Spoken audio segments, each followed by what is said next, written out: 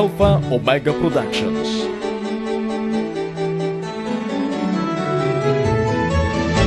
Mahal naming Odyongan. Arsenio, kay gandang pangalan. Kapag abogado na ako, ipagtatanggol ko ang mga naapi. When you lose your dignity and honor, you will lose everything. Hindi na ako abogado. Ministro ini. Ipanalangin mo sa Diyos. Siya na nga ang bigay ng Panginoon. Bakit ka ba nagmisyonero? Isa kang Bisaya! Patunayan mo, nasugo ka nga ng Diyos. Mag-isa ka lang. Wala kang kasama. Itatayo ko ang panig ng Diyos.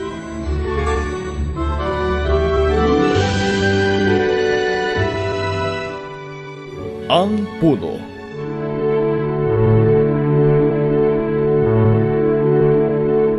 Larawan ng mga buhay na bunga ng pagkatawag sa sugong apostol.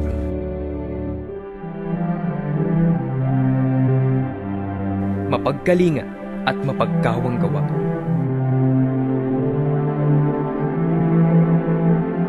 Huwarang guro at leader.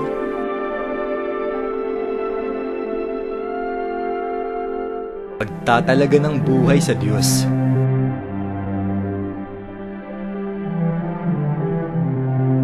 Pagtitiis, alang-alang sa pananampalataya. Mga katangiang sumasalamin sa kaniyang pagkasugo bilang apostol. Sila ang tatak ng aking pagkasugo. Ang Puno, isang musikal na pagtatanghal.